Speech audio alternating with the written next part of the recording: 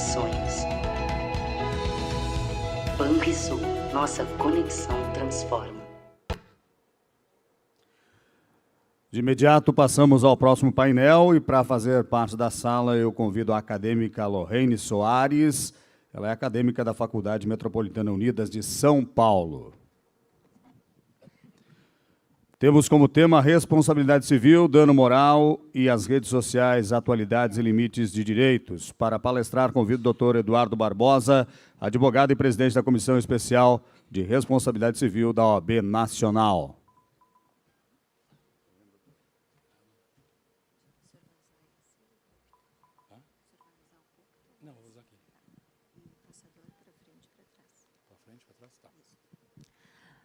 Bom, primeiramente, bom dia, pessoal. Um prazer estar novamente aqui. E eu estou com essa pessoa aqui que é muito especial.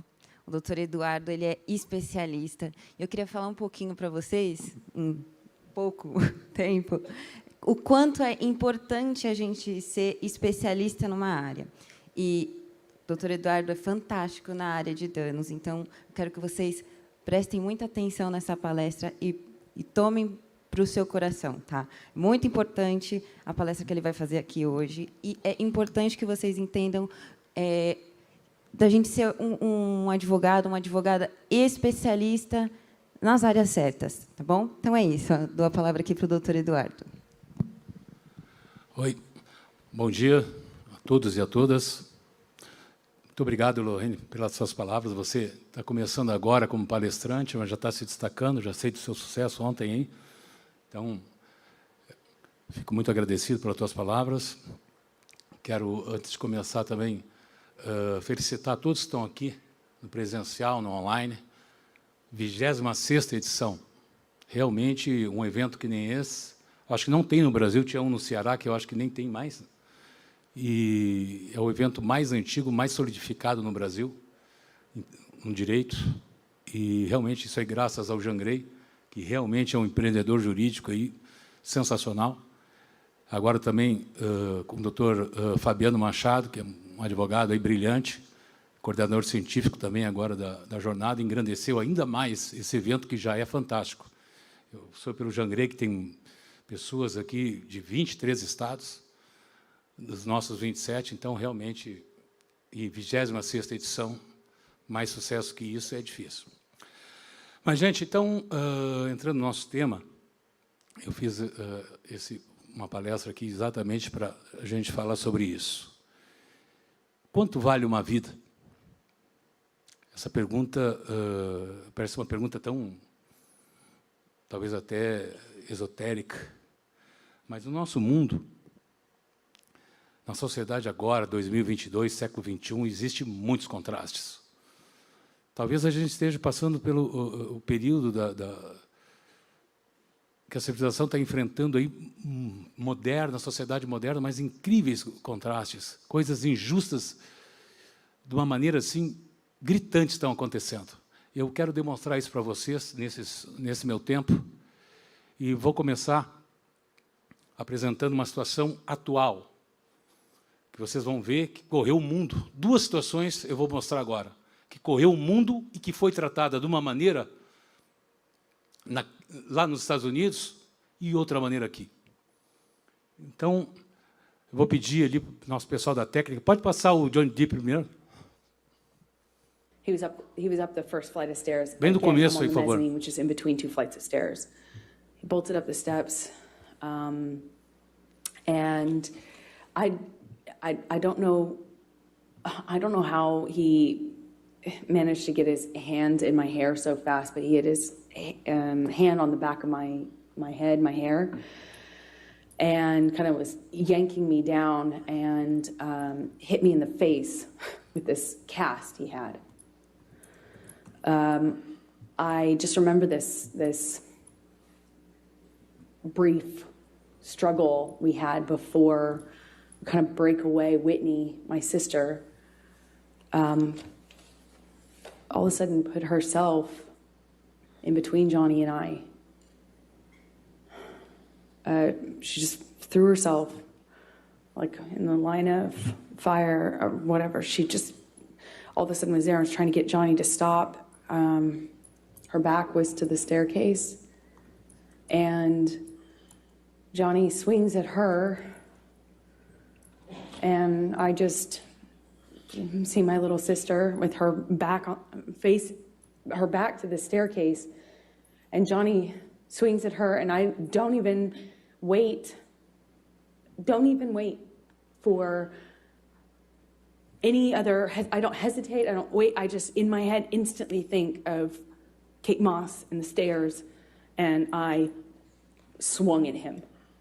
In all of my relationship to date with Johnny, I hadn't landed a blow.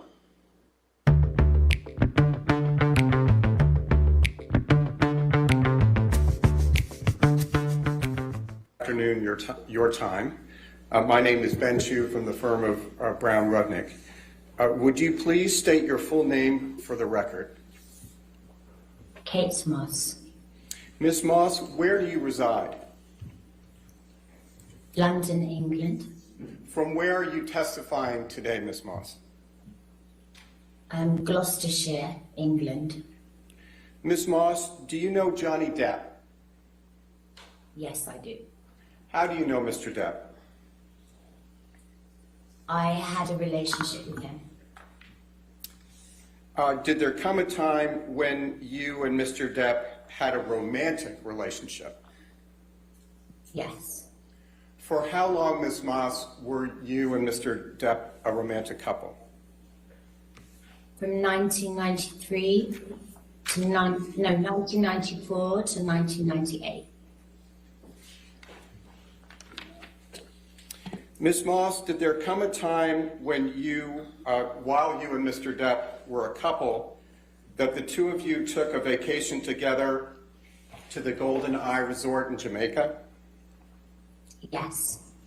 What, if anything, happened when you were in Jamaica with Mr. Depp?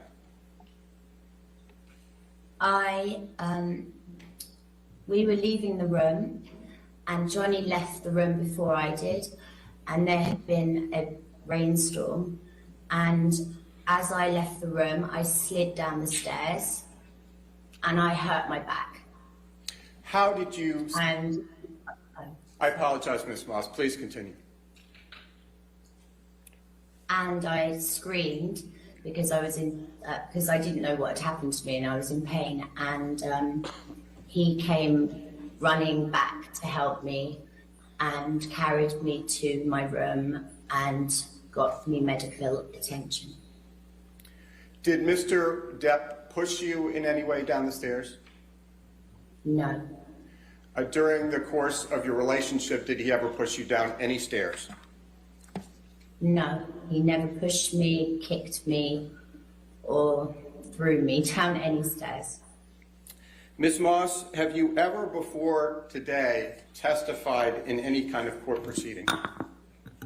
No, I have never. Why did you decide to testify today? Objection, Your Honor. All right. That's beyond the scope of what we just talked about. All right, I'll sustain the objection. Thank you, Ms. Moss. We have nothing further at this time. We greatly appreciate your taking the time to testify. All right, any cross-examination? No, Your Honor. All right, you're free to go. Thank you, Ms. Moss. Thank you very much. Thank you very much. Thank you.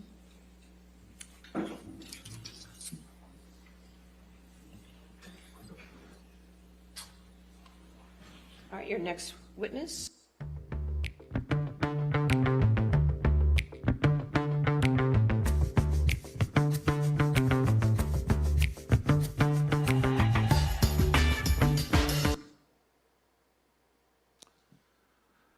Então, vocês devem ter acompanhado esse caso, a mídia no planeta inteiro. Esse caso aconteceu por quê? A Amber Heard publicou um artigo em 2018, no Washington Post, se não me engano, falando que o Johnny Depp havia agredido ela, era um homem violento, e, enfim, que ele era um agressor. O Johnny Depp, então, entrou com uma ação de indenização contra ela por calúnia, injúria e difamação, alegando vários prejuízos que ele teve com a Disney, com outros estúdios, né? Pediu 50 milhões de dólares de indenização por essas calúnias, injúrias, enfim.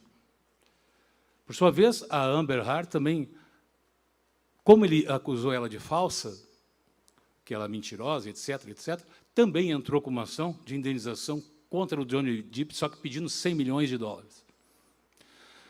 Esse julgamento, então, ocorreu, e o júri, por fim, essa prova eu selecionei esse, porque esse foi o destaque no julgamento, porque ela foi desmascarada quando a ex do Johnny Depp falou que nunca tinha sido agredido, e ela tinha descrito naquela fala dela que ela se lembrou que a Kate tinha sido empurrada por ele na escada, quando, na verdade, nunca aconteceu com a própria Kate, que os advogados trouxeram ela também por videoconferência, e ela afirmou que jamais foi agredida, nem na escada, nem em momento algum. Então, mentir em juízo nos Estados Unidos ou acusar falsamente uma pessoa, que não é só o acusar por acusar, isso gera consequências, às vezes, com extrema dificuldade de voltar atrás. Ele perdeu o que ele perdeu anos aí, como depois tem uma parte, mas eu até não botei para quase... ele fala que perdeu 5 anos da vida dele, com contratos rescindidos e sendo, digamos assim, desprezado pela sociedade em razão de ser pseudamente um agressor. Isso custou para ele, ali eu já tirei toda a parte líquida para ele, e a Amber vai ter que pagar para ele quase 9 milhões de dólares. Vejam como funciona o sistema common law. Ah, você, Eduardo, é defensor? Sim, eu sou defensor do common law, sim. O common law é um sistema, como vocês sabem, tem 2 sistemas do mundo, o common law e o civil law. Nós somos do civil law, que é do século XIII, baseado aí no direito romano, onde a maioria dos países realmente é civil law. E é muito pela codificação. Já o civil law, perdão, o common law já é pela jurisprudência. É um direito inglês do século XII, onde países como Estados Unidos, Inglaterra, Irlanda, Escócia adotam. É um sistema jurídico mais rápido e baseado em decisões judiciais. E, seguindo, eu vou pedir para... Fiquem com isso na cabeça. Um caso desses deu esse valor de indenização por calúnia, injúria e difamação. Agora eu vou pedir para a técnica colocar um outro caso famoso do George Floyd.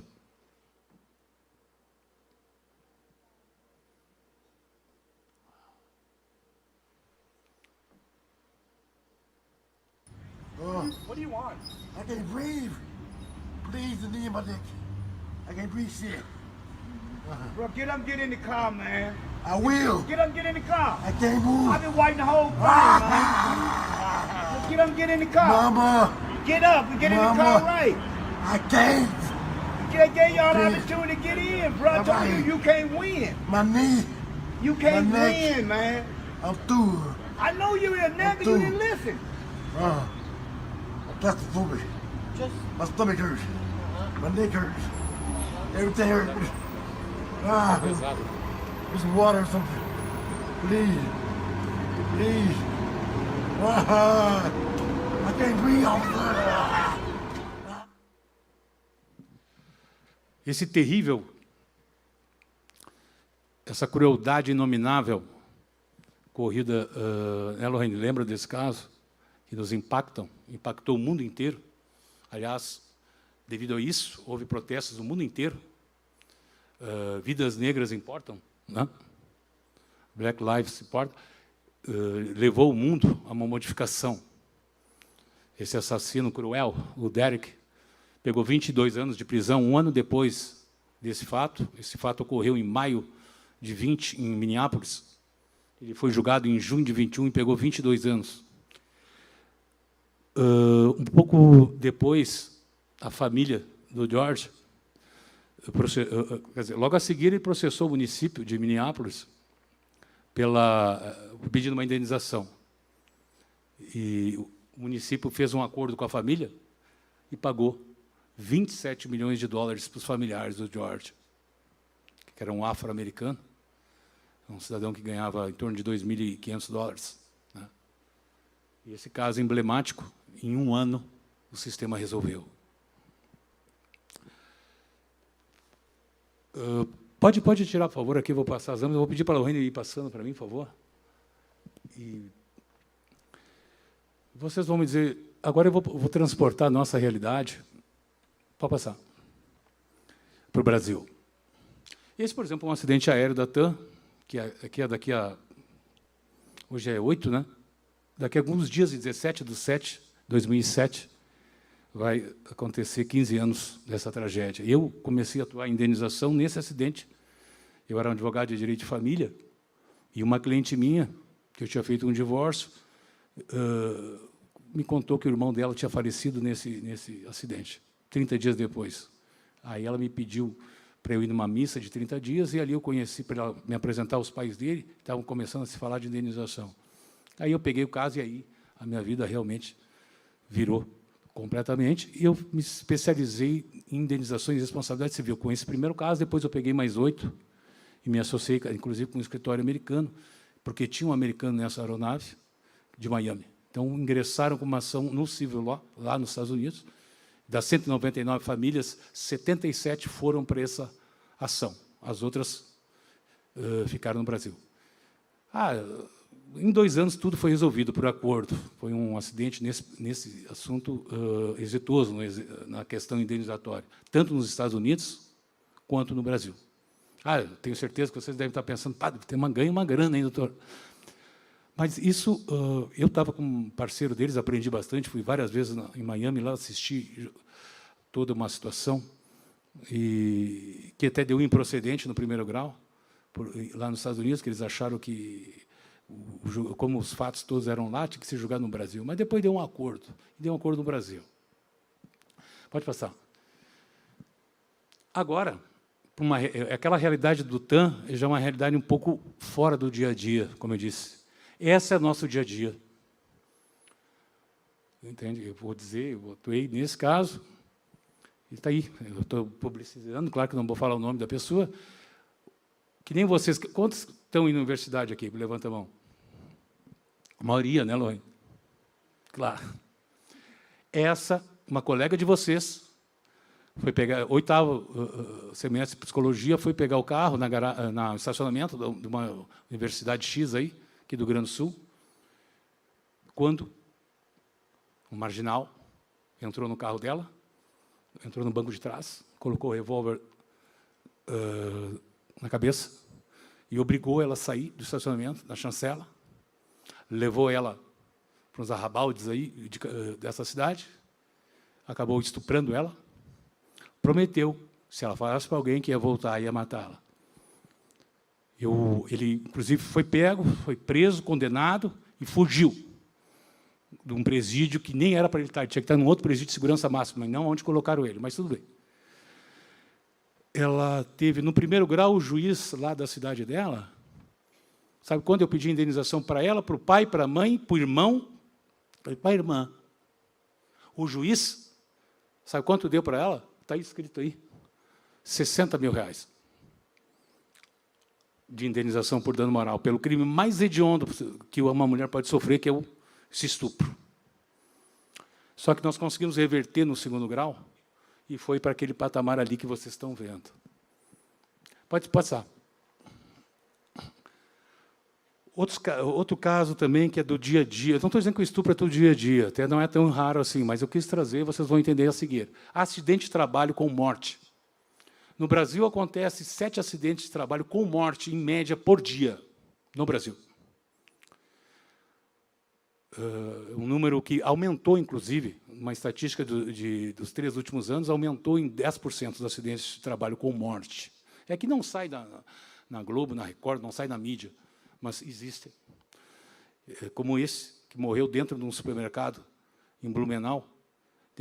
Ele era da cota especial, e foi pegar um elevador que era para estar inativo, e ele, quando pegou o elevador, as portas cortaram ele praticamente ao meio. Agora, uns 2 meses. Essa é a realidade do Brasil. Para se conseguir batalhar uma sentença, valores que nem são nada demais, nem chegam perto do que acontece nos Estados Unidos, eu me indago e vou lutar para sempre. Por que no Brasil paga-se tão poucas indenizações? Por que se paga pouco? Parece que os julgadores têm um constrangimento em condenar os agentes causadores, como eu chamo, para condenar e pagar uma indenização. Parece que é um dinheiro emprestado que a gente tem que lutar para uma família deles, como dele, ter uma justiça Porque enquanto o supermercado, enquanto a gente continua com a mesma vida, trabalhando, porta aberta e faturando, a família dele está destruída. Assim como aquela moça lá, universitária, que foi estuprada, a família dela está destruída. Hoje ela nem mora mais no local de origem. E eles se insistem em pagar baixo. E essa é uma luta que eu, como presidente nacional, vou levar até o último dia. Entende? Porque eu não me conformo porque esse constrangimento na vida do Brasil vale tão pouco. Porque uma agressão no Brasil vale tão pouco. Em outros lugares do mundo, vale milhões a mais. Claro, vocês vão poder falar que é uma questão de formação, educação, a colonização de português, a escola de Portugal veio para cá colonizar, então não sei o quê. Isso poderia ser uma explicação, mas isso faz 500 anos atrás, né? O mundo já mudou bastante, já dava para se evoluir. Entende? Então, essa explicação a mim não pega. Entende? Existe também, eu vou demonstrar para vocês, porque também no Brasil tem um bloqueio dessas indenizações. E elas não são justas, entende? E são demoradas. Mas essa ainda, além de não justa, ainda demora. A gente tem que ser quase um gladiador para trabalhar nesse setor aí. Eu vou demonstrar para vocês algumas situações práticas. Pode passar, Lorraine. Como eu falo aqui, ainda no STJ, que você sabe que é a Corte Suprema ali que julga esses casos, ainda temos um balizador de 300 a 500 salários mínimos, que eles entendem, porque a indenização é em salário mínimo, viu, gente? Não é em reais. Tem que fazer o pedido de dano moral em SM. Salário mínimo, que hoje um salário mínimo está R$ 1.240. O STJ, o máximo que eles dão é 300 a 500 salários. Aqui, inclusive, esse acordo, essa decisão, eu preparei essa palestra justamente para vocês aqui da jornada, é de agora, de 21, e ali, esse é um acordo, uma decisão que é referência, quando ele fala, ali o ministro Benjamin, que o referencial do STJ vai de 300 a 500. Pode passar. Só para dar rapidamente. Só que vocês vão ver como no Brasil é um pouco estranho. Esse quadro, que eu dei 3 exemplos. Vocês guardem que, com o desenrolar aqui da palestra, vocês vão entender onde eu vou chegar. Esses 3, Lorraine, de casais que perdem um filho menor e foram para a justiça pedir indenização. Eu podia botar aqui um quadro com uns 30 casos, mas eu selecionei 3, todos eles atuais, 21, 21, 22. Primeiro exemplo, lá no STJ, um casal perdeu o filho deles, menor de idade, deu 200 salários mínimos para cada um dos genitores. Ok. Lá em setembro de 21. Em maio de 21, também, ministro Og Fernandes, um casal que perdeu seu filho menor, foi lá na justiça, no primeiro grau chegou a dar 30 mil para cada um. Mas aí eles conseguiram, e o STJ confirmou, 100 salários mínimos para cada um dos genitores. E no último exemplo, agora, abril 22, também o casal que perdeu um filho menor, teve lá, eles conseguiram, lá no tribunal, dar 10 mil para cada um dos genitores, e o STJ aumentou para 50. Eu dei uma tabela aqui, como eu disse, começou nos 50, acabou nos 200. Eu podia encher esse quadro aqui com mais uma oscilação enorme de valores de dano moral. E aí, Eduardo, onde é que tu quer chegar? Eu vou lá. Pode passar. Mas antes, eu quero dizer para vocês uns dados, viu, Lorraine, bem interessantes. Vocês que estão vindo aí da universidade, entrando no mercado de trabalho. Quem quer ser advogado aqui, levanta a mão. Deixa eu ver. O que tu acha, Lorraine? Também? Opa, essa é das minhas. E nada contra quem quer fazer concurso, veja bem. Mas esses números, nós somos hoje, segundo o Conselho Nacional de Justiça, 78 milhões de processos. Existem ativos, números redondos, né, no Brasil. Somos aí em torno de 220 milhões de habitantes, é um processo para cada 3 habitantes desse país. Onde é que tem mais processo, Eduardo? Segundo o CNJ de agora, 68% estão na Justiça Civil, o cível. Vejam bem essa pizza. Em segundo lugar, vem a Justiça Federal com 17% e a Justiça do Trabalho com 11%. O resto se dilui aí nos outros tribunais superiores, eleitoral, estadual, etc. Então, vejam bem, 68% no cível, 17% no federal, 11% no trabalho. Pode passar. E vejam como a responsabilidade civil, igual a danos, é o assunto que vocês não vão fugir nunca na vida de vocês. Em qualquer lugar do direito você vai encontrar. direito de família, previdenciário, tributário. O dano moral está em tudo que é lugar. Antes não era bem assim, mas hoje está. A prova está aqui, ó, os assuntos mais demandados no Brasil. Eu selecionei 2 daquela pizza, lembra? O primeiro trabalho tem 11% dos processos dos 78 milhões. Vejam ali, indenização por dano moral. É o segundo assunto mais demandado no Brasil, no direito do trabalho. E no estadual, que naquela pizza era o 68, né? O dano moral, quando versa sobre consumidor, envolve direito do consumidor, código do consumidor, é o assunto mais demandado no cível daquela pizza. E o dano moral, quando sem ser consumidor, outras questões contratuais, enfim, é o 4º mais demandado no Brasil. Então vejam como o dano moral é uma situação muito comum e ela existe e ela não tem como fugir dela. Pode passar. Feitas essas colocações, eu vou dizer para vocês o seguinte. Uma coisa importante que vocês vão, quando advogar, a Lorraine já sabe, e muitos de vocês também, mas uma coisa difícil é o valor da causa. Estou dizendo, principalmente, mas muito mais que os outros casos, no caso de indenização. Eu vou dizer para vocês, como é que eu vou colocar para um pai e para a mãe que perdeu o filho, qual o valor da causa que eu vou colocar? Ah, Eduardo, mas tu não disse que era de 300 a 500? Vou botar 500. Lá no STJ, se chegar lá, mas tudo bem, vamos botar 500. Você sabe que 500, se você não tiver o benefício da assistência judiciária gratuita, você vai ter que pagar a custa, sobre 500.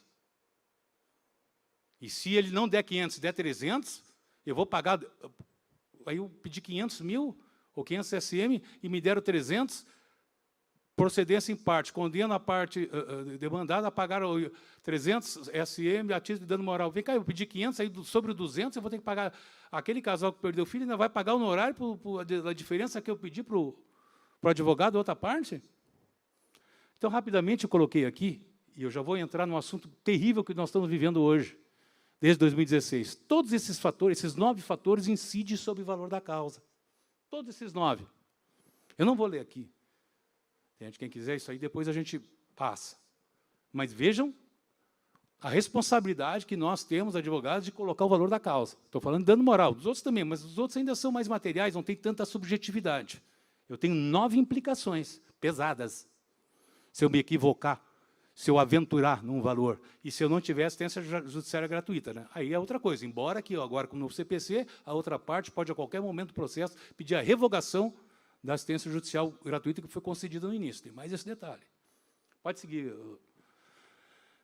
Mas tudo isso começou, esse problema desse valor da causa, eu falo isso que a gente está com um projeto para mudar isso. Começou em 2015, na publicação, em 2016, do Código do Processo Civil.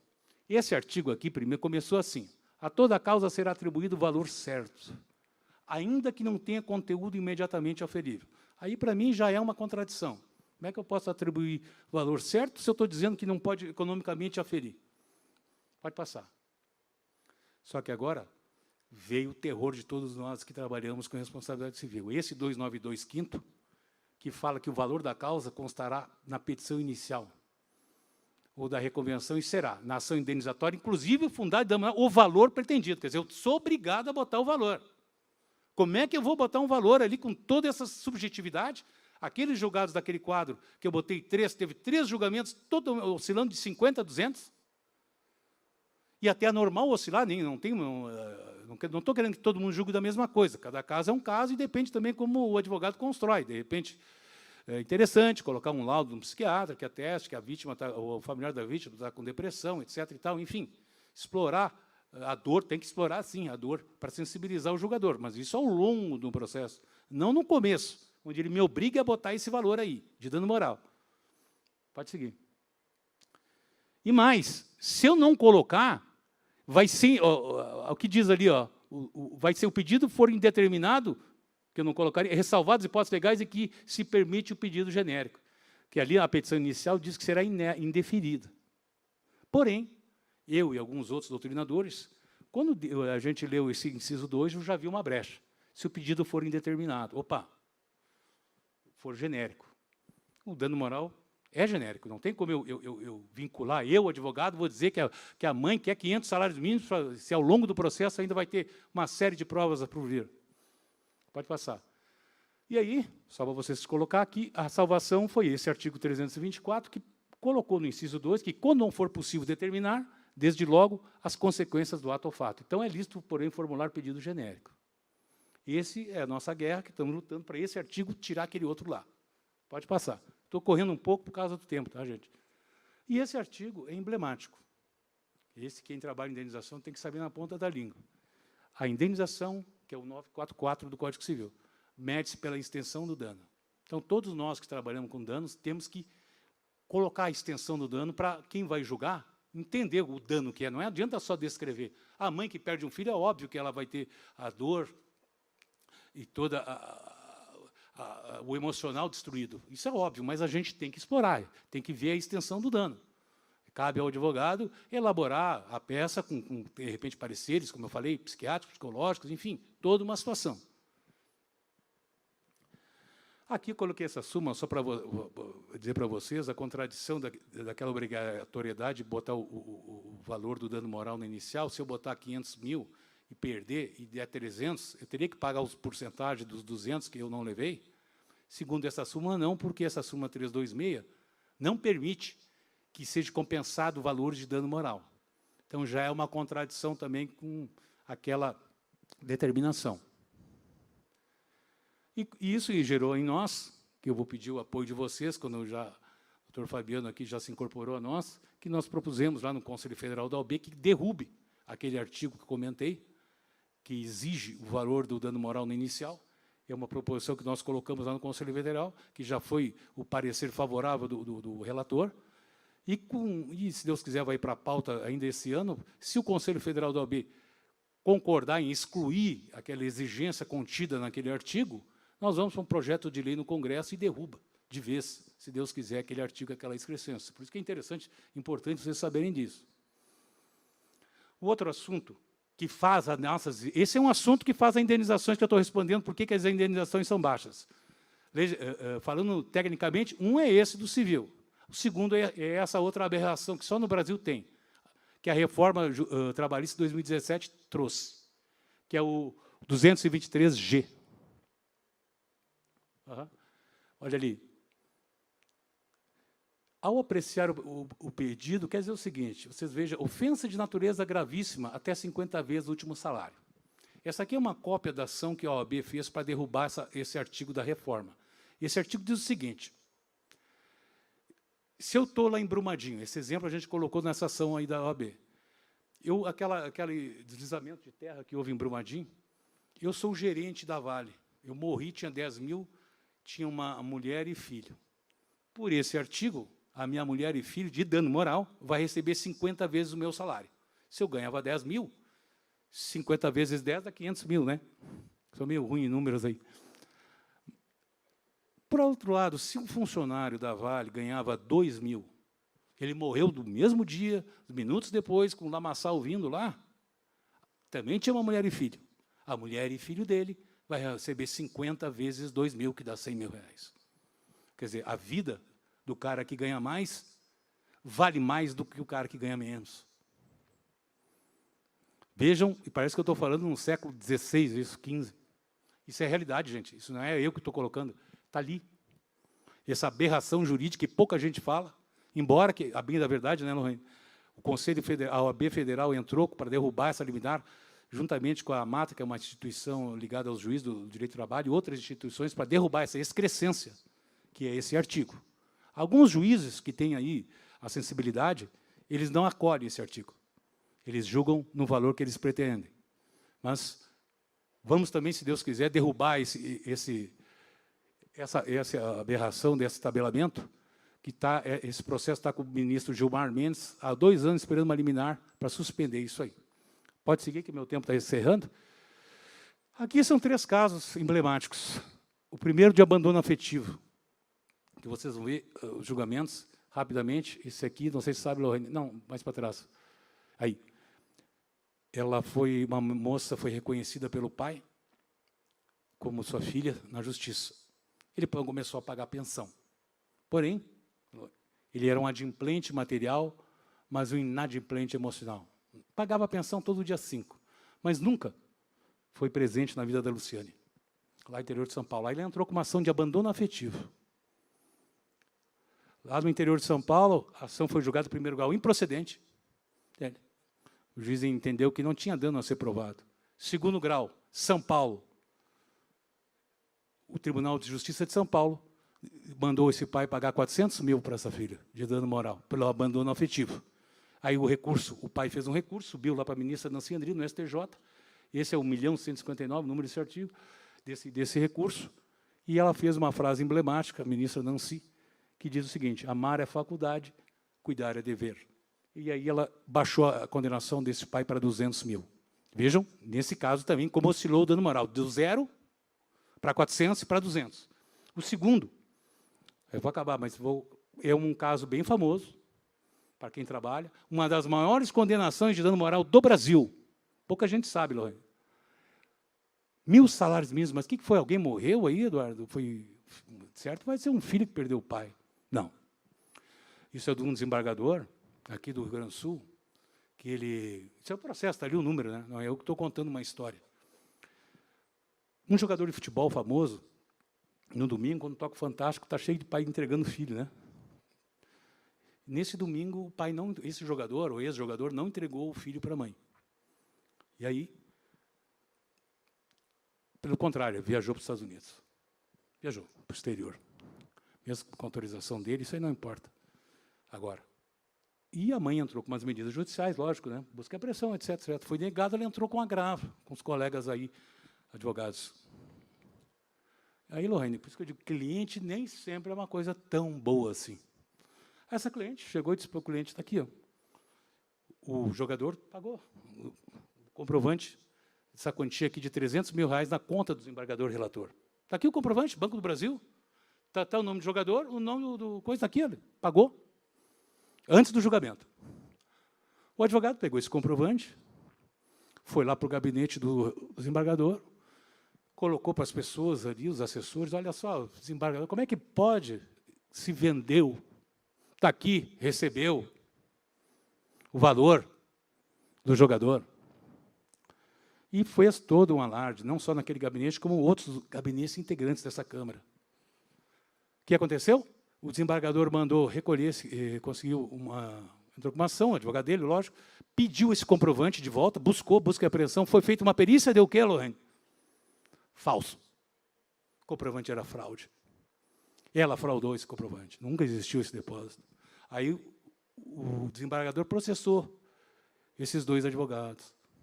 Sabe quanto é que deu de dano moral para o desembargador que foi caluniado? Era 1.000 salários mínimos. 1.000. Segundo grau, 1.000. Vocês, essa não é uma vida, mas vale 1.000. As outras, que não teve vida morta, tudo bem, é uma ofensa, mas não é vida. Outras vidas é 300 a 500, lembra que eu falei, né?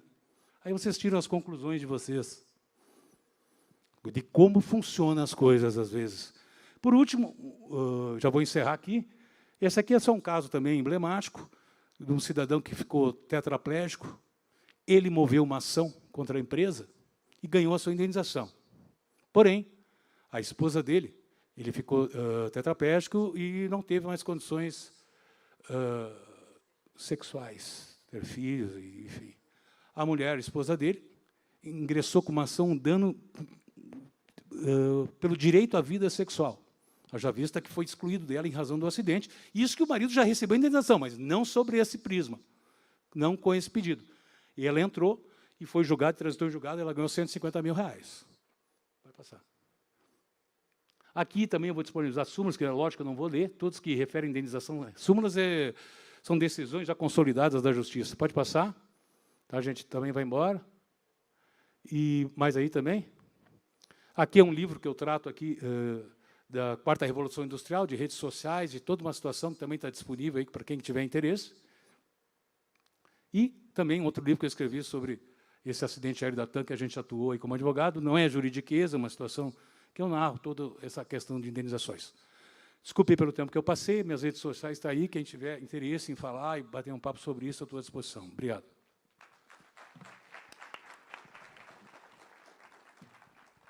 Muito obrigada, senhor doutor Eduardo. Foi fantástica a palestra dele. Sigam eles nas redes sociais, gente, vale muito a pena. Ele posta bastante coisa lá. Obrigada, Lohane. Obrigada, doutor Eduardo. Dando sequência, então, ao terceiro painel, antes a gente queria comunicar